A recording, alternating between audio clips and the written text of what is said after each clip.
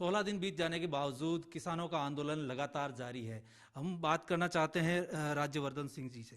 राज्यवर्धन जी, क्या कारण है कि अभी भी गतिरोध बना हुआ है और किसान 16 दिन हो गया फिर भी डटे हुए हैं? तो क्या सरकार और किसानों के बीच अभी भी वार्ता की गुंजाइश है? देखिए, बड़े रूप में जो भारत के किसान हैं वो इस बात को समझ गए हैं कि ये पहली बार एक तरह से किसान को स्वतंत्र करा गया है। ये पहली बार है कि जो हम 1990 की लिबरलाइजेशन की जो बात करते हैं, हमारे देश के अंदर मार्केट को खोला गया था 1990 में, किसान वर्ग को उसमें छोड़ दिया गया था। तो ये पहली बार है कि किसानों को लिबरलाइज करा गया है। किसान इस बार पहली बार मंडी में जाकर बेचने की जगह किसान के पास खरीदार आ सकते हैं। ये पहली बार हुआ है। तो बड़े रूप में तो किसान इस बात को समझ गए हैं।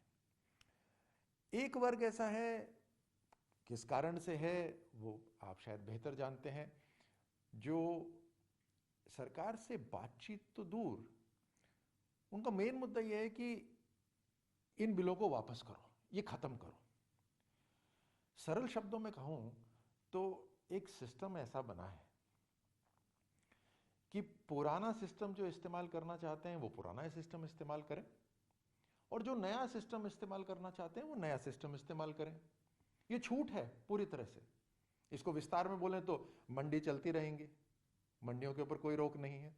मंडी में जाना चाहता है वो टैक्स देकर वहां पे भी कर सकता है, लेकिन किसान बंधा ना रहे, किसान चूज करे अपनी अपने जो फसल है उसकी कीमत क्या लगनी चाहिए। ये फ्रीडम, ये स्वतंत्रता इस बिल से आया है। सरकार कहती है कि हम बातचीत करने को बिल्कुल तैयार हैं।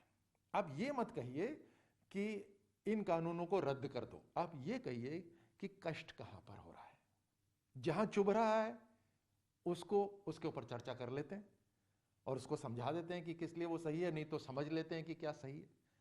तो ये बात है।